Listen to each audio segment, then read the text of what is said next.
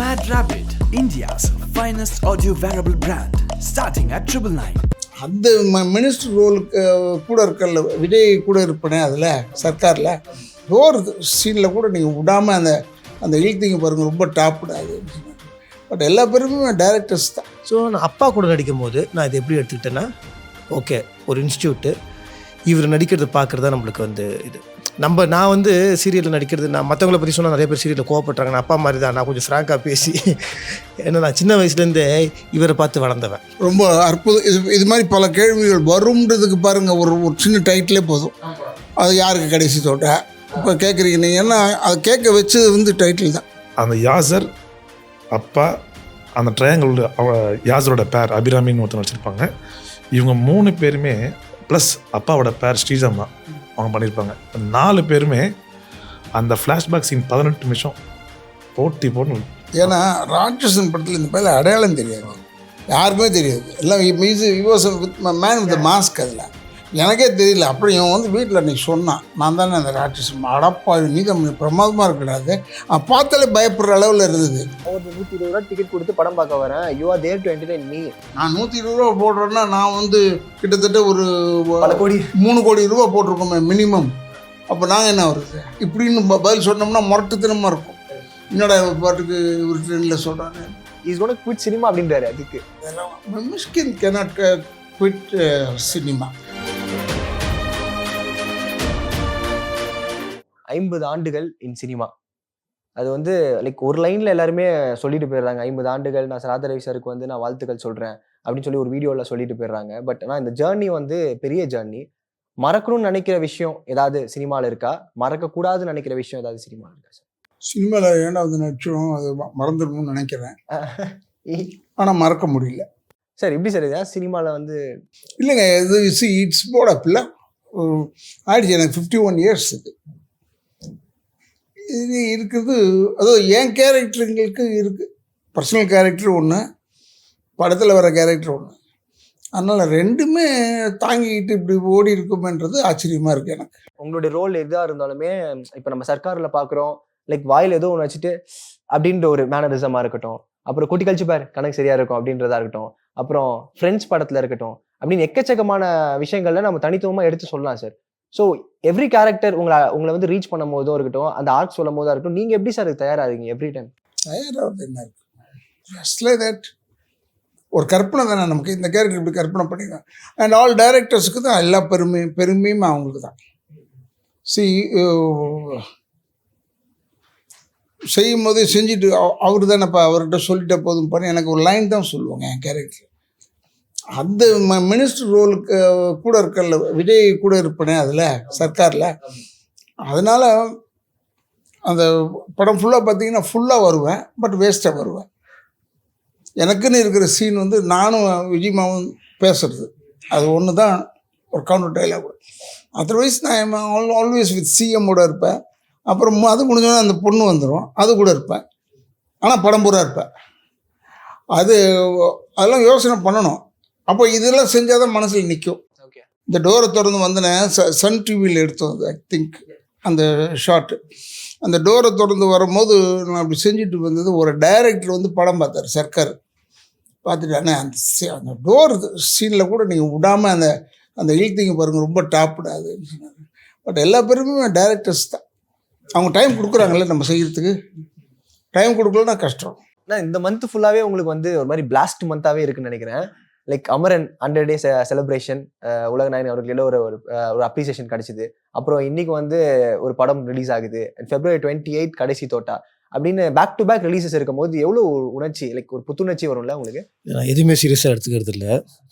முதல் நாள் ஃபோட்டோ எடுத்துகிட்டு எப்படி வாய்ப்பு கேட்க போனோம்னா அதே மாதிரி தான் இன்றைக்கும். எவ்ரி டைம் இது கிடைக்கிற வாய்ப்பு. ஸோ நீங்கள் சொன்ன பிளாஸ்ட்லாம் ஒன்றும் இல்லை, அவ்வளோ சீன்லாம் நம்மளுக்கு கிடையாது.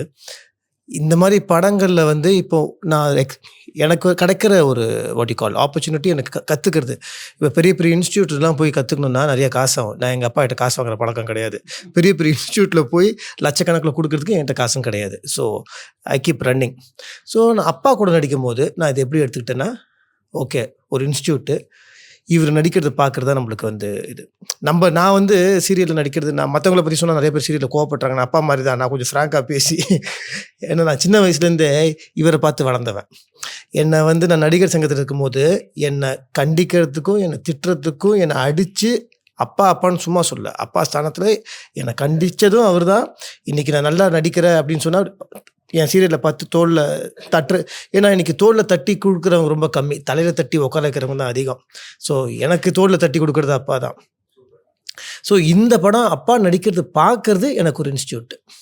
ஸோ நான் வந்து முதல் நாளே சொல்லிட்டேன், அப்பா நடிக்கிற சீன் நான் சொல்லி நான் வந்து எட்டி பார்த்துருவேன்னு. அவர் வந்து நார்மல் ஆக்டரே கிடையாது. வித் ஆல் ஹம்பிள்னஸ் அவர் அப்பா பேசிகிட்டு இருக்காரு. நம்ம இன்டர்ன்ஷிப் பண்ணுவாங்க தெரியுமா, நம்மலாம் விஸ்காம் முடிச்சோம் போய் பார்ப்போம்ல, எனக்கு இன்டர்ன்ஷிப் இது. ஸோ ஆமாம், அப்பா கூட இருக்கலாம் இன்டர்ன்ஷிப்பு. அதாவது அவர் முன்னாடி பெரிய பெரிய ஜாம்பவா நடிகர்லாம் இருந்தால அப்பாவோட ஒரு சின்ன ஒரு மேனரிசம், ஒரு ஸ்டைலு, ஒரு ஒரு மாடுலேஷனில் தூக்கி சீனை சாப்பிட்ருவார். அது அப்பா சொன்ன மாதிரி இந்த டோர் திறக்கிறது இல்லை, அவருக்கு வந்து blink of the eye. See I'm not trying to exaggerate, I'm not trying to flatter. This is ஒரு அப்பா பற்றி ஒரு பையன் சொல்கிறது பெருமை. ஸோ அவரோட ஒரு பிளிங்கில் அவர் பண்ணிட்டு போயிடுவார். அவரோட ஸ்மைல் ஒன்று இருக்குது, அந்த ஸ்மைல் ஒரு குழி ஒன்று விழும். அதெல்லாம் வந்து இவ்வளோ வந்து ஒரு வில்லன் அப்படின்னு நம்ம சொல்கிறோம்ல, ரொம்ப charming and stylish. We always நம்மக்கிட்ட ஒரு பழக்கம் இருக்குது, நம்ம பேசும்போதே பாருங்கள் பாதி தமிழ் பாதி பீட்டர் விடுறோம். நம்மளுக்கு என்னென்னா, நம்ம பேசும்போதே நம்ம சொல்லுவோம்னா, ஆல் பச்சினோ ஒரு படத்தில், ராபர்ட் டீனர் ஒரு படத்தில் நம்ம உள்ளூரில் இருக்க அப்பாவெல்லாம் நம்ம விட்டுருவோம். ஆல் பச்சினோ அவன் யாருன்னே நம்மளுக்கு தெரியாது. ஓகே, இது என்னன்னா, இது நம்ம I'm not trying to degrade him, அவர் பெரிய ஆக்டர் தான், ஏன் நம்மக்கிட்ட இல்லையா அந்த மாதிரி. எனக்கு அப்பாவோட முதல் படத்துலேருந்தே நான் சொல்லுவேன், முதல் படங்கள்லேருந்தே எல்லா படத்தையும் அப்பா ஹீரோவாக நடித்த படங்கள்லேருந்து எல்லா படமும் சொல்லுவேன். நாங்கள் அடிக்கடி நான் சில ஆக்டர்ஸ்லாம் பேசும்போது சொல்லுவோம், டே அவர் பாடுறா திடீர்னு காது இப்படி ஒரு படத்தில் இருக்க கெட்டப் அவர் பாடுறா. ஒவ்வொரு படம் நீங்கள் என்ன படம் வேணால் எடுத்துக்கோங்க, நீங்கள் இந்த அமரன் பற்றி சொல்கிறீங்க, நீங்கள் பழைய அமரன் எடுங்க, அப்பாவோட மேக்கப்லேருந்து அப்பாவோட மாடுலேஷன்லேருந்து யாருமே பண்ணதில்லை. அதாவது சொல்லக்கூடாது, புலிக்கு பிறந்தது பூனை ஆகாதுன்னா, அப்பாவோட அப்பா புலி, அப்பாவும் புலி. ஸோ இவங்க கூடலாம் அந்த தங்கத்து கூட இந்த தகரம்லாம் உராசிச்சுன்னு வச்சுக்கோங்களேன், அதோட சின்ன பீசஸ்லாம் அந்த தகரம் மேலே ஒட்டும். நம்மளும் அப்படி தான் நம்ம எடுத்துக்கணும், அவ்வளோதான். தவிர இப்போ அமரன் படம், இந்த அமரன் படம் ஓடுச்சுன்னா அதே படம் அவங்க யார்தோ ஓடுற படத்தில் நம்ம இருக்கணும், நல்லா நடிக்கிறவங்க கூட நம்ம இருக்கணும், நம்ம கற்றுக்க வேண்டியது அதுதான். இந்த படத்தில் அப்பா கூட 2-3 சீன் எனக்கு வந்து ஸ்ட்ரீட் சீனாக இருந்தாலும் எனக்கு பயம், அப்பா கண்ணை பார்த்து நடிக்கிறதுக்கு பயம் எல்லாமே. பட் என்னை கூலாக வச்சுக்கிட்டு என்கரேஜ் பண்ணிவிடுவார், டே உன் சீரியல் பார்த்தேன்டா நல்லா இருக்குன்னு சொல்ல வேண்டிய அவசியமே கிடையாது. அவர் எவ்வளோ பெரிய நடிகர்லாம் பார்த்துருக்காரு, என்னெல்லாம் நான் புள்ள. அதனால் ஸோ என்டையர் திஸ் மூவிஸ் அப்பா சொன்ன மாதிரி அப்பா எல்லாத்தையுமே சொல்லிட்டாரு. இந்த படத்தில் நான் அப்பா கூட நடிச்சிருக்கிறது எனக்கு ஓகே, காசு வாங்கி ஒரு இன்ஸ்டியூட்டில் கற்றுக்கிட்டோம். ஸோ அதுதான். அண்ட் ஓடுற படத்தில் இருக்கணும் பிரதர், அவ்வளோதான். நல்ல நல்ல நடிகர்கள் கூட நடித்து கற்றுக்கணும். இப்படியே இருந்தால் கொஞ்சம் வாழ்க்கையில் இன்னும் கொஞ்சம் ஓடலாம். ஓகே, ஃபர்ஸ்ட் ஷாட் ஞாபகம் இருக்கா? யாருக்கு வச்சிங்க, என்ன நடந்துச்சு, கதைகள்லாம் ஷர்ட்டெல்லாம் சொல்லும் போது எப்படி இருந்துச்சு தருணங்கள்? இல்லை, நான் ஃபர்ஸ்ட் ஷாட்ன்றது படத்தோட இன்டர்வல் பிளாக் தான் வச்சோம். ஃபர்ஸ்ட் எடுத்தோடனே ஃபர்ஸ்ட் ஷாட்டே அவர் தான் வச்சோம். மெயின் என்னன்னா, ராதர்வேனோட ஐஸ் தான் நமக்கு ரொம்ப இம்பாக்ட். அது பயங்கரமாக நிறையா ஸ்டோரி பேசும் அந்த கண்ணு, அதனால மேக்ஸிமம் ஷாட்ஸ் அவர் ஐக்கு இருக்கும். அவர்கிட்டே சொல்லியிருக்கோம் நாங்கள். அப்படி ஓகே, படங்கள் மேக்ஸிமம் பார்த்தீங்கன்னா அவரோட ஐ ஷாட்ஸ் அதிகமாக இருக்கும். ஸோ அது ஏன்னா அது அவர் பேச விட அது அதிகமாக கன்வே பண்ணுறது. ஓகே, ஸோ அதான் ஃபர்ஸ்ட் ஷாட்டே அங்கே வச்சு இன்டர்வல் பிளாக் தான் ஃபர்ஸ்ட் பண்ணோம். நல்ல ஒரு ப்ரொடக்ஷனில் வந்து நம்ம ஒரு படம் பண்ணுறதே பெரிய விஷயம். அது கரெக்டாக ரிலீஸ் ஆகுதா கொண்டு வரதே அது ஒரு பெரிய விஷயம். நிறைய படங்கள் இன்னும் ரிலீஸ் ஆக முடக்கத்தில் இருக்கு. ஸோ இந்த இதெல்லாம் இருக்கும்போது நம்ம வந்து பரவாயில்ல, இப்போ தப்பிச்சிட்டோம், நம்ம இப்போ கடலில் குதிச்சிட்டோம், இதுக்கப்புறம் நம்ம வந்து நீந்துறத மேட்ரு அப்படின்ற மாதிரிலாம் யோசிச்சிருக்கீங்களா? இருக்கு. ஏன்னா ஃபர்ஸ்ட் இதுதான் நம்மளோட லைஃப். இதை வந்து ரிலீஸ் வரைக்கும் கொண்டு வந்து எல்லாமே ஃபுல் சப்போர்ட் பண்ணி அண்ணன் ரிலீஸ் கம்பெனி ஜெனிஷ் அண்ணா எல்லாமே கொண்டு வந்து இன்னைக்கு 28 ரிலீஸ் ஆக போகுது. ஸோ அது ரொம்ப ஹாப்பி தானே. இல்லை, அந்த டைட்டில் சொல்லும் போது ஏதாவது பர்சனல் உங்களுக்கு ஏதாவது ஃபீல் ஆச்சா சார்? படத்தோட டைட்டில் சொல்லும் போது எனக்கு ரொம்ப கேட்சியாக இருந்தது. கடைசி தோட்டான்றது ரொம்ப அற்புதம்.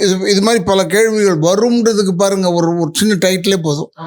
அது யாருக்கு கடைசி தோட்டா இப்போ கேட்குறீங்க நீங்கள், ஏன்னா அதை கேட்க வச்சது வந்து டைட்டில் தான். இப்போ இதுக்கு வந்து வெறும் ஒரு மெலோடியான ஒரு இது டைட்டில் வச்சுருந்தா பேச்சு வந்திருக்காது. And it is not a murder mystery also. Okay, கதையை பார்த்தீங்கன்னா மர்டர் மிஸ்ட்ரி இல்லை, அதனால் அதுக்கேற்ற மாதிரி டைட்டிலும் வைக்கணும். வச்சா இந்த பயங்கரமான டைட்டில் வைக்கிறாங்களே அது மாதிரி, அதனால் அதையும் வைக்க முடியாது. கடைசி தோட்டா இஸ் அ கேட்சி டைட்டில். எனக்கு ஏன்னா இது வரைக்கும் எனக்கு 51வது வருஷம் இது சினிமாவில். நான் இது வரைக்கும் பார்க்காதது இந்த டைட்டில் தான். ஏன்னா எல்லா டைட்டில் இப்போ அமரன் சொல்லிச்சுல தம்பி, அதெல்லாமே ரிப்பீட்டட் டைட்டில். நம்ம ஏற்கனவே நடித்த படம், அந்த படத்தினுடைய டைட்டில் அது அமரன். நிறைய படம் அது மாதிரி அந்த பேர்லேயே வருது. ஸோ அந்த கஷ்டம்லாம் இல்லாமல் கடைசி தோட்டாடி புதுசாக வச்சுருக்கிறது பாராட்டுக்குரியது. நீங்கள் தான் sir music director come producer. Script சொன்ன உடனே என் மைண்டில் வந்து யார் நடிக்கணும்னு முடிவு பண்ணதுன்னு அப்பா அப்படி தான். அதுக்கப்புறம் தான் ஒவ்வொருத்தராக எனக்கு நாங்கள் ஃபிக்ஸ் பண்ண அப்படியே. ஆமாம், வந்து அவர் நாங்கள் வந்து டேபிளில் ஃபஸ்ட்டு நேம் வச்சது அப்பா நேம். இது அப்புறம் நீ என்ன வேணா பண்ணிக்கப்பா அப்படின்ட்டு டேரக்டர். ஏன்னா இந்த கேரக்டர் அவரால் ஒண்டி தான் முடியும். அவர் டேரக்டர் சொன்னல அந்த கண் இருக்குங்களா, அந்த கண்ணை ஆன்சர் பண்ணிகிட்டே இருக்கும். நீங்கள் அதில் வச்சு சொல்லிடலாம் இவர் என்ன பண்ண போகிறாரு, என்ன சொல்ல வர்றாருன்னு நீங்கள் எல்லாமே புரிஞ்சிடலாம். அதனால் நாங்கள் அப்பாவை மிஸ் பண்ண வரும்ல ஃபஸ்ட்டு.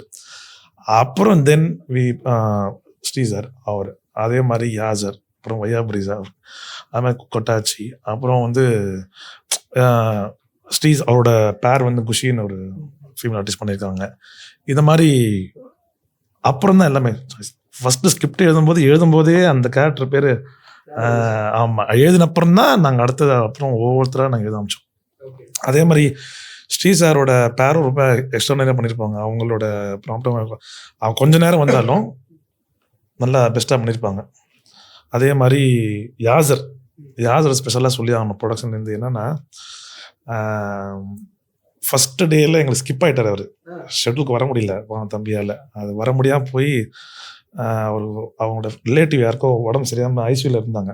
அவன் ரொம்ப ஃபீல் பண்ணார் எங்கிட்ட வர முடியும். நாங்கள் அப்புறம் கொடைக்கானலுக்கு வந்து நாங்கள் 3 to 4 டைம்ஸ்க்கு ஷிஃப்ட் ஆனதுக்கு ஒரு காரணமும் அது ஒரு காரணம். 4th டைம் போனதுக்கும் கடைசியில் அங்கேயும் வரல அவர். அப்புறம் தென் சரி ஓகே இதை வந்து இங்கே இருந்தால் பாண்டிச்சேரிக்கு போகும்போது அவர் டேட்டை வாங்கி பிஸியாகவும் இருந்தார். 2வது ஒரு ஹாஸ்பிட்டல் விஷயமாகவும் இருந்ததுனால அவர் நாங்கள் டிஸ்டர்ப் பண்ண முடியல. அந்த யாசர் அப்பா, அந்த ட்ரையாங்கிள் யாசரோட பேர் அபிராமின்னு ஒருத்தர் வச்சுருப்பாங்க. இவங்க 3 பேருமே ப்ளஸ் அப்பாவோட பேர் ஸ்ரீஜம்மா அவங்க பண்ணியிருப்பாங்க. 4 பேருமே அந்த ஃப்ளாஷ்பேக் சீன் 18 நிமிஷம் போட்டுன்னு இருக்கும். யாசரோட பெர்ஃபார்மன்ஸ் வந்து எக்ஸ்ட்ரானரியாக இருக்கும். நீங்கள் வந்து ராட்சசன் ஒரு பக்கம் இருக்கட்டும், அதோட அடுத்த லெவல் எனக்கு இந்த படத்தில் நீங்கள் பார்ப்பீங்க. ஏன்னா அப்பாவும் யாசரும் டைலாக் ஃபோன் கால் பேசுவாங்க ஒரு காலெலாம், செமையாக இருக்கும். அவர் யாசர் நெக்கில் பதில் சொல்கிறது, அப்பா அவர் கவுண்டர் தர்றது, இதெல்லாம் வந்து எனக்கு ரொம்ப பிடிச்ச சீன்ஸு. ரீரெக்கார்டிங் பண்ணும்போதே அந்த இடத்துல ரொம்ப நான் என்ஜாய் பண்ணேன். சரி இதுக்கு ஸ்பெஷலாக ஒரு பிஜிஎம் க்ரியேட் பண்ணோம், யாசருக்கு தனியாக ஒரு பிஜிஎம் க்ரியேட் பண்ணணுன்றனால பண்ணோம். அதனால் எனக்கு யாசருக்கு இந்த படம் வந்து ரொம்ப ராட்சசன் அப்புறம் சொல்லலாம் நல்ல ஒரு ப்ரொஃபைலாக வில்லனா ப்ரொஃபைலாக கண்டிப்பாக பேசுவாங்க. ஷுவர். நீ ராட்சசன் சொல்கிறது தப்பு. ஏன்னா ராட்சசன் படத்தில் இந்த பையில அடையாளம் தெரியாது, யாருக்குமே தெரியாது. எல்லாம் மேன் வித் மாஸ்க். அதில் எனக்கே தெரியல. அப்புறம் இவன் வந்து வீட்டில் அன்றைக்கி சொன்னான், நான் தானே அந்த ராட்சசன். அடப்பா நீ தான் பிரமாதமாக இருக்கக்கூடாது, பார்த்தாலே பயப்படுற அளவில் இருந்தது. அதனால் இந்த படம் தான் அவனுக்கு ஃபஸ்ட்டு படம். கரெக்டு. அந்த மாதிரி ஆமாம், ரொம்ப ரீச். கண்டிப்பாக அப்பா சொல்கிறப்பல ஃபேஸ் தெரியலாம், யாரும் தெரியாது. பட் இந்த படம் வந்து எக்ஸ்ட்ரானரி பர்ஃபார்மன்ஸ். படம் முடித்து ஃபஸ்ட் காப்பி ஆனோடனே சரி முதல்ல சேல்ஸ்க்கு போனோம் அப்படின்னு நினச்சி எல்லாம் பேசியிருந்தோம். அப்புறம் நம்ம டிஸ்ட்ரிபியூட்டர் ஜெனிஷ் அவர் வந்தார். அவர் தான் ஃபஸ்ட்டு அவர் தான் போட்டே காமிச்சார். நான் யாருமே போடலை, எனக்கு அவர் யாருன்னு அப்போ தெரியாது. அவரும் சொன்ன ஒரே வார்த்தை, இந்த ஃப்ளாஷ்பேக் சீனும் 2வது இன்ட்ரோல் பிளாக், அவருக்கும் அப்பாவுக்கும் ஒரு இன்ட்ரோல் போர்ஷன் இருக்கும், அந்த 15 மினிட்ஸ் ப்ளே ஆகும் அந்த இன்ட்ரோல். அது 2மே என்னை கூப்பிட்டு சொன்னாங்க, சார் இது பாருங்கள், இது கண்டிப்பாக தேட்டரில் வந்து இன்ட்ரோலுக்கு முன்னாடி பிஃபோர் 15 மினிட்ஸும் 2வது அந்த 18 மினிட்ஸ் ஆஃப் ஃப்ளாஷ்பேக்கும் வந்து ரொம்ப பேசப்படும் அப்படின்னு ஃபஸ்ட்டு அவர் தான் எனக்கு சொன்னார். அப்புறம் தென் போகலாமல் தென் வி ட்ரிம்டு சின்ன ட்ரிம் தேவைப்பட்டது எங்களுக்கு. அதனால் ட்ரிம் பண்ணி அதுக்கப்புறம் காமிச்சப்பறம் தென் இப்போ அவர் தான் ரிலீஸ் பண்ணுறாங்க. ஆக்ஷன் ரியாக்ஷன் சொல்லிட்டு டீமு ரொம்ப எக்ஸ்ட்ரானரியாக பண்ணுறாங்க. ஏன்னா அவங்க படங்கள் நிறையா பண்ணிருக்கலாம், பட் இந்த படம் அவங்களுக்கு வந்து ரொம்ப ஒரு பெக்குலர் படமாக இருக்கும்னு அவங்களே சொன்னாங்க. எங்களுக்கு ஒரு முக்கியமான படமாக இருக்கும் பப்ளிசிட்டி வைஸ். 2வது நிறையா படத்தை பார்த்து இதை கட் பண்ணுங்க சார், இது வேண்டாம், அது வேண்டாம் எதுவுமே சொல்லலை. அந்த அளவுக்கு அவங்க டைரக்டரும் இடம் தரல, கரெக்டாக பண்ணி முடிச்சிட்டாரு. அவங்களும் ட்ரிம்மிங் செக்ஷன் எதுவுமே தரல. நாங்களாம் பர்சனலாக ட்ரிம் பண்ண வேண்டியது, அது சொன்னேன் வீட்டில் எப்போ லாஸ்ட் ஃபைனல் அவங்க வந்து நிற்பாங்க. இது ஏன் இருந்தது, இது பேசாமல் எடுத்துடலாமா அப்படின்னு நினச்சி கேட்கும்போது டேரக்டர்கிட்ட கேட்டு பண்ணிடலாம், தென் ட்ரிம்டு. அந்த மாதிரி சின்ன ட்ரிம்டு ஒண்டி தான் பிஃபோர் சென்சார் கிடச்சிது. ஏன்னா இப்போ நீங்கள் பார்க்கும்போது பேக்டாக இருக்கும். ஓவரால் டியூரேஷன் எவ்வளோ சார்? கரெக்டாக 147 ஐ திங்க். அண்ட் இந்த படம் பார்த்து ரிவ்யூ பண்றவங்கலாம் உங்க ஸ்டைல்ல ஒரு தக்கா ஒன்று குத்தி சொல்லிட்டீங்கன்னா அவங்களுக்கு கொஞ்சம் அமைதியாயிடுவாங்க சார். இல்லை தியேட்டரில் வந்து படம் பார்த்துட்டு வெளியே வந்து ரிவ்யூ தர்றாங்கன்றது நான் ஒத்துக்கிறேன். பட் அவங்க சொன்னாங்க பாருங்கள், அப்படி சொல்கிறவங்க முதல்ல நடிக்க வைக்கணும். நடிக்க வைக்கிறது வேணாங்க எங்களுக்கு அப்படின்னா ப்ரொடியூஸ் பண்ணுங்கன்னு சொல்லணும், இல்லைன்னா டைரக்ட் பண்ணுங்கன்னு சொல்லணும். இதில் இருக்கிற 24 கிராஃப்டில் ஏதாவது ஒரு கிராஃப்ட் அவங்க செய்யணும். செய்யாமல் உட்காந்துக்கிட்டு 24 கிராஃப்டில் இல்லாத ஒரு கிராஃப்ட் வந்து criticism. Criticism always you can criticise, but நம்ம ரெடியாக இருக்கணும் நம்மளை கிரிட்டிசைஸ் பண்ணிடுவாங்கன்னு. இல்லை சார், அவங்க என்ன சொல்லுவாங்கன்னா, நான் ஒரு 120 ரூபா டிக்கெட் கொடுத்து படம் பார்க்க வரேன், you are there to entertain me. ஆனால் நீங்கள் நான் கொடுத்த காசுக்கு வந்து என்டர்டெயினே பண்ண மாட்டீங்களா, அப்போ I have the rights to tell about. You have the rights to tell, அது நான் ஒத்துக்கிறேங்க. அதெல்லாம் அவங்களுக்கு இருக்குது. நான் 120 ரூபா போடுறேன்னா நான் வந்து கிட்டத்தட்ட ஒரு 3 கோடி ரூபா போட்டிருக்கோமே மினிமம். அப்போ நாங்கள் என்ன வருது? அதெல்லாம் தப்பு. நான் வந்து ஒரு 1.20 கொடுத்துட்டேன்னா எது வேணாலும் பேசணுன்றது அல்ல. டோன்ட் கம், டோன்ட் கிவ் இப்படின்னு பதில் சொன்னோம்னா முரட்டுத்தனமாக இருக்கும். என்னடா பாட்டுக்கு இவர் ட்ரெயினில் சொல்கிறாரு. எதுக்கு சினிமா? இப்போ எங்கள் அப்பா கூட சொன்னார், சினிமா பாருங்கள், விட்டுருங்க தேட்டரோட, வீடு வரைக்கும் கூப்பிட்டு வராதிங்கன்னு. அதுக்கு தான் சொல்கிறேன் நான் அவங்களுக்கு சொல்கிறேன்.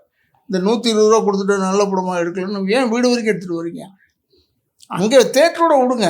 பிடிக்கலன்னு சுட்டு போங்க, பிடிக்குதுன்னு சுட்டு போங்க. தனிநபர் தாக்குதல் வேண்டாம். தனிநபர் தாக்குதல் இருக்கக்கூடாதுங்க. அது ரொம்ப கஷ்டங்க. எல்லாருமே கஷ்டப்பட்டு செஞ்சு. I brought one of my friend from Malaysia. சும்மா ஒரு படம் ஷூட்டிங் எப்போ பார்த்துட்டு இருந்தார். ஆனால் இவ்வளோ கஷ்டம் இருக்காண்ணா படம் எடுக்கிறதுலன்னு. அடியே நீ உட்காந்த இடத்துலேருந்து சொல்லிடுற, இப்போ தெரியுதா கஷ்டம்? இப்போ இந்த கஷ்டத்தை இவன் சொல்ல வேணாம். ஆனால் அந்த ஆளே வந்து படம் ரிலீஸ் அப்போ சொல்லியிருக்காரு. ஏன்னா அவரை யாரும் இப்படி எடுத்திருக்காங்க. அப்போ இந்த இன்டர்வியூ எடுக்கும்போது அவர் சொல்லியிருக்காரு, ஒரு படம் எடுக்கிறது எவ்வளோ கஷ்டம்னு உங்களுக்கு தெரியாதுன்னு. அப்பாடா அதை ஒருத்தர் உணர்ந்தார், அது போதும். அண்ட் எவ்ரிபடி நோஸ் படம் எடுக்கிறது ரொம்ப கஷ்டம். பிசாஸ் படத்தோட இயக்குனர் மிஷ்கின் அவர்கள் கூட இப்போ ரீசெண்டாக ஸ்டேஜில் வந்து என்ன சொன்னார்னா, அவங்க கூட குட் சினிமா விட்டு விலக போகிறேன் அப்படின்ற மாதிரி சொல்லிட்டு அவர் பாட்டு இறங்கிட்டார் மைக்கு. ஏன்னா அவருக்கு முன்னாடி அந்த ஸ்டேஜில் அவர் பேசின விஷயங்கள்லாம் அந்த ட்ரோல் ஆச்சு, கான்ட்ரவர்சி ஆச்சு அப்படின்னும் போது. அதாவதுங்க இப்போ நீங்கள் மிந்தி மாதிரி இல்லைங்க. இப்போ வந்து இந்த ட்விட்டரு, அது ஃபேஸ்புக்கு, இதுன்னு நிறைய வந்துச்சு. அதெல்லாம் ஃபில்லப் பண்ணி ஆகணும். ஒரு யூடியூப் எடுத்துக்கிட்டிங்கன்னா they must have a new fill up. அப்போ நியூ ஃபில்லப்புக்கு என்ன செய்வாங்க? ராதாரவி காலையில் எழுந்திரிச்சவுடன் பல் விளக்குகிறார், அது ஒரு செய்தியாக போடுவாங்க.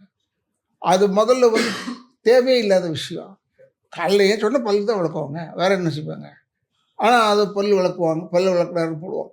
தே வாண்ட் டு ஃபில்லப் அந்த ஒரு அந்த யூடியூப் அந்த குரூப் வந்து ஃபில்லப். பட் இப்போ அவங்களுக்கே ரெஸ்ட்ரிக்ஷன்ஸ் ஏதோ வந்திருக்குன்னு நினைக்கிறேன். எதாக இருந்தாலும் அவங்க ஈவினிங்கில் போய் சொன்னோம்னா கொஞ்சம் யோசிக்கிறாங்க. அது நல்லதாங்க. இல்லைன்னா எதுவுமே செய்ய முடியாதுங்க, எதுவுமே செய்ய முடியாது. பட் எல்லாருக்கும் தேவை cinema. Is gonna quit cinema அப்படின்றாரு. அதுக்கு மிஷ்கின் கேனாட் குவிட் சினிமா. சரி, நான் பிசாசில் அவரோட நடித்ததுனால சொல்கிறேன். அவர் ஒரு புது டைரக்டருங்க. நான் பார்க்கவே புது டைரக்டர் இருந்தார். எனக்கு வெற்றிமாறன் சார் சொல்கிறீங்க பாருங்கள், it was not new to me. எனக்கு வந்து டப்பிங் அவர் உட்காந்தார் பாருங்க, ஆடுகளத்தில் அவர் தான் டப்பிங்க்கு உட்காந்தார். அந்த ஜெயபாலுக்கு நான் பேசுகிறேன். அப்போ அவர் உட்காந்துட்டு எனக்கு கரெக்ஷன்லாம் சொல்லவே இல்லை. He was just seeing. ஏதாவது விட்டு போயிருந்தால் மட்டும் சொல்லுவார். யாராவது அந்த டைலாக் விட்டுட்டோம், அதை பேசிக்கினேன், அதை ஃபில்அப் பண்ணிக்கிங்கன்னு சொல்லுவார். Mysskin is very good டைரக்டருங்க.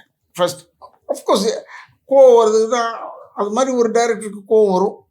நல்ல டைரக்டர் எல்லாருமே சேரன் மாதிரி அமைதியாக இருப்பாங்கன்னு சொல்ல முடியாது. சேரனுக்கும் கோவம் வரும். நான் அவரோட நடிச்சிருக்கேன் ஒரு படத்தில். கோபம் வரும், ஆனால் தெரியாது, கோபம் வந்ததா தெரியாது. சர்ப்ரைஸ் பண்ணிட்டு அப்படியே இதை அவருக்குள்ளே போட்டு அடைக்குவார். அதுவே நேச்சுரலாக இருக்கிறதுனால அவருக்கே நேச்சுரல் ஆக்டிங் தான் தெரியும். வெறும் நீங்கள் சினிமாவில் நடிக்கவே கூடாது அவர்கிட்ட. ஏன்னா அவரே நேச்சுரலாக தான் வருவார். அதனால் மிஷ்கின் சினிமா விட்டு போகிறேன்னு சொல்கிறது கொஞ்சம் மன வருத்தமாக இருக்குது. ஏன்னா நல்ல ஒரு டைரக்டர் போயிட்ட மாதிரி ஆகிடுவேன். பட் சினிமா வந்து இதெல்லாம் கரெக்ட் தான். நான் போயிடுவேன். இப்போ நான் கூட சொல்லலாம், எனக்கு ஒன்று ஆயிடுச்சு, எவ்வளோ வருஷம் ஆயிடுச்சு, போர் அடிக்குது, சினிமா விட்டு போகலாம். சினிமா விட்டு நான் போகலான்னு சொல்லலாம். சினிமா வெயிட் பண்ணாது. நீ போட போ, அடுத்த ஆள் ரெடியாக இருக்காவா? இப்போ இந்த பையன் ரங்கராஜன் எவனோ ஒருத்தர் ரங்கநாதன் ஒருத்தர் நடிக்கிறானம்மா, பிரதீப் ரங்கநாதனா, பிரதீப் அவர் ரங்கநாதன். டிராகன் படம். அவர் நடிக்கிறது. இப்போ அவரை பற்றி க்ளோரிஃபை பண்ணுறாங்கல்ல. அது வந்து சினிமா வந்து ஒருத்தர் போயிட்டாருன்னு சொன்னோன்னே ஆஹா அதோட போயிடுச்சு சினிமா. அப்படி கிடையாது, பேட்ச் பேட்சா வருவாங்க அப்படியே வந்துக்கிட்டே இருப்பாங்க. எங்கள் அப்பா இருந்தார், எம்ஆர்ஆர் இருந்தார், நாகேஷ் சார் இருந்தார், சந்திரபாபுண்ணா இருந்தாங்க. நீங்கள் கணக்கு போட்டுங்க, சுருளிராஜன் இருந்தார். அப்புறம் பார்த்தீங்கன்னா நடிகர் திலகம் இருந்தார், புரட்சி தலைவர் இருந்தார், ஜெமினி கணேசன் சார் இருந்தார். இவங்கெல்லாம் இல்லைன்னும் போது கூட சினிமா ஓடிக்கிட்டே இருக்குது. நாங்கள் பார்க்குறேன், சினிமா போயிட்டு தான் இருக்குது. நல்லா நம்ம தான் போய் பார்க்குறது இல்லை வழியோ, பட் சினிமா போயிட்டு தான் இருக்குது. அதனால் சினிமாவை யாருமே கண்ட்ரோல் பண்ண முடியாது. யாசிர் வந்து அவருடைய பெர்ஃபார்மன்ஸ் பயங்கரமா இருக்கு. அந்த ஃபிளாஷ்பேக் 18 மினிட்ஸ் கான்வர்சேஷன் அப்படின்னும் போது வாட் யூ ஃபீல்? லெஜெண்ட்ஸ் ஜாம்பவான எல்லாமே உங்களை பற்றி பேசுகிறாங்க. ஒரு ஃபேஸ் ஆஃப் இருக்குது உங்களுக்கும் அவருக்கும், எப்படி இருக்குது? இல்லை ப்ரோ, நான் அதான் சொல்கிறேன். நான் ஒரு 10 வருஷத்துக்கு முன்னாடி யாக்கைன்னு ஒரு படம் நான் ஏற்கனவே சொல்லியிருக்கேன். அதில் வந்து நான் ஒரு சார் கூட ஒரு யங் வில்லன் கேரக்டர் பண்ணேன்.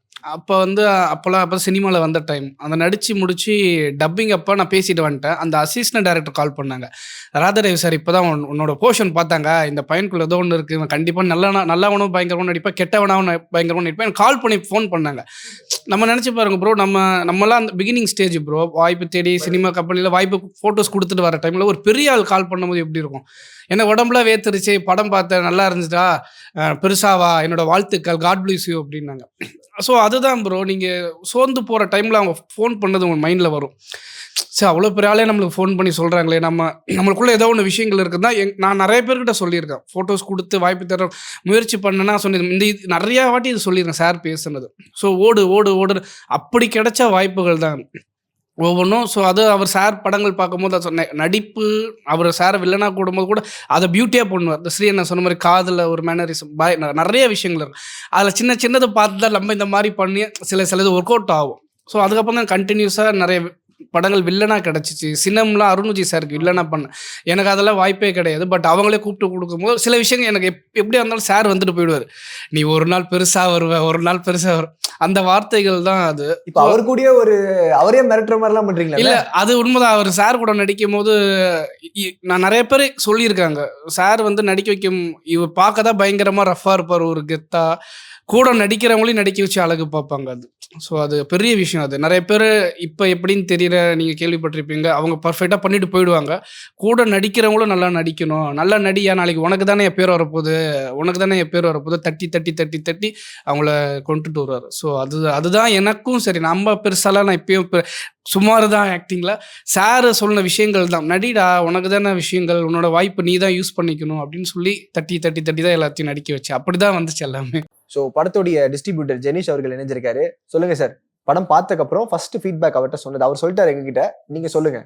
பொதுவாக எப்போவுமே நாம் ஓப்பனாக பேசணும் அப்படின்னு நினைக்கிறது, அதை வந்து ப்ரொடியூசருக்கு எப்படி கன்வே பண்ணணுமோ அப்படி கன்வே பண்ணுறது. அப்படி இருக்கும்போது நான் வெளிப்படையாக சொல்லியிருந்தேன், ஒரு காம்பேக்ட் பட்ஜெட்டில் எடுக்கப்பட்டதுன்ற ஃபீலை காட்டாமல் கண்டென்ட்டுக்குள்ளே போக வச்சது. ஸோ இது எனக்கு ஒரு ஆடியன்ஸாக என்னை சாட்டிஸ்ஃபை பண்ணிச்சு. ஸோ நாங்களும் எங்கள் சைடில் இந்த படத்துக்கு என்னென்ன சப்போர்ட் பண்ண முடியுன்றதை பார்ப்போம் அப்படின்னு சொல்லியிருந்தோம். அதுக்கப்புறம் டைம் எடுத்தது, திரும்ப ஒரு ஃபைன் டியூன்டு வெர்ஷன் அவங்களே காட்டினாங்க. அது இன்னும் இம்ப்ரெசிவாக இருந்தது. அதுக்கப்புறம் தான் நாங்கள் சைன் பண்ணோம். அப்புறம் இன்னொரு ரீசன் என்ன ஓப்பனாக சொல்கிறேன், இப்போ ஸ்ரீ பக்கத்தில் இருக்கிறதுனால இல்லை, நான் யாரையும் பற்றி கவலம் போட மாட்டேன், இது போட மாட்டேன். அவன் வந்து ஒரு பிரம்மாண்டமானவன், எப்பேற்பட்டவருடைய பையன். நீங்கள் அது சொல்ல, அதனால தான் நான் நடிகர் சங்கத்தில் இவர் திட்டுறேன்னு சொன்னார். அது வந்து நடிகர் சங்கத்துடைய ஏடா டைம் வேஸ்ட், டான்ஸுக்கு வரமாட்டான் அவன்.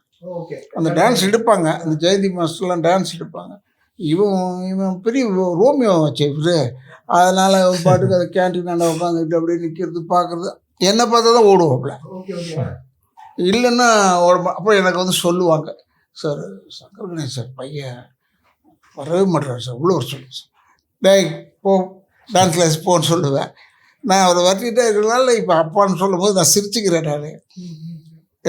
ஏன்னா இவர் வந்து அப்போவே ரொம்ப ஒரு மாதிரியான ஃபெலோ, இப்போ பார்க்குற மாதிரி இல்லை, யூஸ்வலாக இல்லை, கொஞ்சம் ஒரு மாதிரி நம்ம பார்த்தோன்னே ஓகே இவர் தான் ஹீரோவா அப்படின்னு நினைக்கலாம். ஆனால் இவன்ட்டு பழக ஆரம்பிச்சோம்னா யோசிக்கணும். ஏன்னா சுருக்கு முடிச்சு எந்த பக்கம் போட போகிறான்னு தெரியாது. அது மாதிரி அவர் is an excellent fellow. And அவருடைய பையன்றது வேறு, எல்லா நாலேஜ் இருக்குது, பட் ஆக்டிங் இது கொஞ்சம் ஓவராக இருக்கும் அவங்ககிட்ட. நல்ல நடிப்பாங்க அதுக்காக தான். ஓகே சார், நீங்க சொன்னீங்க இப்போ வந்து இது அப்பா சொன்னாமல இந்த பாயிண்ட்டை சொல்கிறேன். என்ன இப்போ ஒருத்தர் கேட்டார், ஃபேமிலி ஃப்ரெண்டு தான், என்னப்பா ஆக்சுவலி இதுக்கு முன்ன இன்னைக்கு ஒரு படம் ரிலீஸ் ஆகுது, ஈடாட்டம்னு சொல்லிட்டு. ஈடாட்டம் அவர் ரிலீஸ் பண்ணேன். ஆனால் அந்த கம்பெனிக்கு நான் தான் அண்ணனை ரெஃபர் பண்ணேன் அவர் நடிக்கணுன்றது. இப்போ கடைசி தோட்டாலையும் அண்ணன் இருக்காரு, என்னோட நெக்ஸ்ட் மூவி வீர துறந்தராலையும் அண்ணன் இருக்காரு, அப்பாவும் இருக்காங்க. ஷூட்டிங் போயிட்டு இருக்கு, கோயிங் ஆன் போயிட்டு இருக்கு. அவர் கேட்டார், என்ன ஸ்ரீ எல்லாத்துலேயும் வராரு, அவங்க படங்கள்லாம் வராரு, இப்போ அப்பா ராதரப்பா எல்லாத்துலையும் இருக்கு, பட் ஸ்ரீ எதுக்கு எல்லா படத்துலையும் போட்டிருக்கேன் ஒருத்தர் கேட்டார், என்ன பர்பஸ்க்காக அப்படின்னா. பட் நான் பர்பஸ்ன்னு சொல்கிறத விட அவங்க அப்பாவுக்கு நான் நிறைய கடன் பட்டிருக்கேன் வச்சுக்கோங்களேன். 21 இயர்ஸாக அவர்கிட்ட 99ல் சங்கர் கணேஷ் சார்கிட்ட நான் சின்ன கீபோர்ட் பிளேயராக போனேன். 99 இன்னும் ஞாபகம் இருக்குது, டிசம்பர் ஆகுது. ஃபஸ்ட்டு ப்ரோக்ராம் கிறிஸ்மஸ்க்கு முதல் நாள். இப்போ நீங்கள் பார்த்த இந்த ராம் தேட்டர் இருக்குல்ல, அது மண்டபம், முதல்ல மண்டபமாக இருந்துச்சு கரெக்டாக. அந்த அந்த ஹாலில் தான் ஃபஸ்ட்டு நான் கீபோர்ட் ப்ளே பண்ணது. ஃபஸ்ட்டு கச்சேரி அவங்க அப்பா கச்சேரி. அப்போ வந்து அந்த ஒரு கச்சேரி தான் கூப்பிட்டாங்க. அப்புறம் என்ன சொன்னார்னா, இந்த பையன் நல்லா வாசிக்கிறானே, அவன் மேனேஜர்கிட்ட சொல்லி இனிமேல் எல்லா கச்சேரிலையும் அவனை போட்டுறேன்னு சொல்லி இன்னி வரைக்கும் ஆச்சு. 23 வருஷம் நான் இந்த லெவல் நான் நிற்கிறேன், அவங்கள பார்க்குறேன், எங்கள் அப்பா வச்சு படம் பண்ணுறேன், அப்படி இப்படி போகிறேன். சினிமா இண்டஸ்ட்ரியில் ஓரளவுக்கு தயாரிப்பு நிறுவனம் அது வீட்டை விட்டுருங்க, அது அவங்க. பட் ஒரு மியூசிஷியனாக நான் ஒரு ஃபாலோ நல்லபடியாக வந்துட்டு இருக்கேன்னா, அவர் காட்டி விட்ட ரூட்ஸ், இங்கே போ அங்கே போ அங்கே போ அங்கே போ. நான் ஒன்றும் இல்லை, ஹாரிஸ் அங்கேயும் தான் வந்தார். ஹாரிஸாக இருக்கட்டும், வித்யாசாகர் 1977 அசிஸ்டண்ட்டாக இருந்தார். ஹாரிஸ் வந்து 82லலாம் அப்பா கிட்ட தான் வந்து இந்த துர்கான்ற படம் பார்த்துருப்பீங்க, பாப்பா பாடும் பாட்டு, அதில் கீபோர்டு வாட்சது ஹாரிஸ் தான். அது வந்து இவரோட கீபோர்டில் இவருக்கு ஒரு கீபோர்டு வாங்கி கொடுத்தாங்க. ஆக்சுவலியா அப்பாவுக்கு வந்து என்னன்னா, இவர் நல்ல மியூசிஷியன் ஆக்கணும், ட்ரம்மர் ஆக்கணும் தான் பிளானே. இவருக்கு கீபோர்டு நல்ல காருக்கு கீபோர்டு M1 இப்பயும் ஞாபகம் இருக்கு, அந்த கீபோர்டு. கடைசியில் அது ஹாரிஸ் அவருக்கு கீபோர்டு இல்லை ஆக்சுவலாக அந்த காலத்தில். அப்புறம் என்ன பண்ணாருன்னா, ஃபாரின் போகணும். ஃபாரின் போகிறதுக்கு பாஸ்போர்ட்டு ஓகே பண்ணல ஹாரிஸ் சாருக்கு. உடனே ஃபோன் பண்ணி என்னடா அவனுக்கு வேணும்னு சொல்லி கேட்டோடனே கமிஷன் ஆஃபீஸ்க்கு ஃபோன் பண்ணி இந்த மாதிரி பாஸ்போர்ட்டை உடனே கொடுத்து இவரோட கீபோர்டை கொடுத்து அமிச்சார் மலேசியாவுக்கு. அதனால் ஹாரிஸ் சார் வீட்டில் இன்றைக்கும் நினச்சி பார்க்கக்கூடிய விஷயம் என்னென்னா, நான் எப்படி நினைக்கிறேனோ, பேஸுக்கும் பேஸ் ஒரு செங்கல் எடுத்து வச்சதே சங்கர் கணேஷ் சார் தான், இல்லைங்களா? அதனால் இன்றைக்கி அவரும் ஒரு பெரிய லெவலில் மியூசிக் கம்போசராக இருக்கார். இன்றைக்கி நானும் வந்துட்டுருக்கேன், வித்யாசாகர் சாரும் வந்துட்டு இருக்காங்கன்னா, வி ஆர் தேங்க்ஃபுல் டு, ஓகேங்களா? நாங்கள் கடவுள் நேராக பார்க்க முடியாதுல்ல, மனுஷங்க மூலியமாக தான் பார்க்க முடியும். அதனால் எங்களுக்கு அவர் வந்து ஒரு கடவுளாக நாங்கள் பார்த்துக்கிட்டு இருக்கோம். அதனால் அப்போ தான் சொன்னேன், இது சொன்னப்போ தான் என்னப்பா இவ்வளோ பெரிய எஸ்ஸே சொல்கிறேன் அப்படின்னாரு. அதனால என்னோடய படத்தில் எல்லா படத்துலையும் ஸ்ரீ இருக்கணும், எனி ரோல், அது எனி ரோல் வந்துக்கிட்டே இருக்கணும். இப்போ அடுத்த படத்துலையும் பார்த்தீங்கன்னா ஒன் டே தான், பட் இருந்தாலும் அது முக்கியமான ரோல் அவர் நடிக்கணும்னு வி ஆர் டிசைடட். ஸ்கிரிப்ட் எழுதும்போதே அதுலேயும் அப்பா நடிகர் ராதரவி சார் ஏது அப்படியே ஸ்கிரிப்ட் சொல்லும் போது நான் மார்க் பண்ணுவேன், இவங்கெல்லாம் இருக்கணும் என் பேனரில் அப்படின்னு சொல்லி. அப்பாவுக்கு மிகப்பெரிய நன்றி கடன். சொன்னார்ல 4 தடவையும் கொடைக்கானலுக்கு, அதுவும் டைமிங் அவரை பார்த்து நாங்களாம் நிறைய கற்றுக்க வேண்டியதுனா, ஷார்ப் 7 மணினா 6:30 மணிக்கு செட்டு கார் வந்து நிற்கும். அவரை பார்த்தாலும் எங்களுக்கு இன்னும் ஃபாஸ்ட்டாக. நான் டெலிவிஷனில் அடிக்கடி சொல்லுவேன், நான் அப்பா பற்றி அடிக்கடி சொல்லுவேன், தயவு செய்து ஒரு நாளாவது போயிட்டு அவர் கூட நடிச்சிருங்க, டைமிங் பார்த்துக்கோங்க, 2வது மெனக்கெடுதல் பார்த்துக்கோங்க. நான் இப்போ அப்பா கூட சேர்ந்து இப்போ நான் என்ன ஆகிட்டேன்னா, நான் சொல்லிட்டு நேற்றுலாம் சொன்னேன், நான் வந்து 3 மாதத்துக்கு கெட்டப் மாற்றிட்டே இருப்பேன், நான் ஒரே கெட்டப்லாம் சீட்டில் நடிக்க மாட்டேன், எனக்கு வேண்டாம்.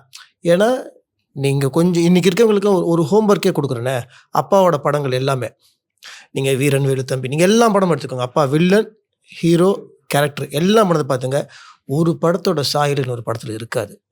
இப்போ வந்து நம்மளுக்கு வந்து சிஜி வந்துருச்சு, மேக்கப்புக்கு நிறைய விஷயங்கள் வந்துருச்சு.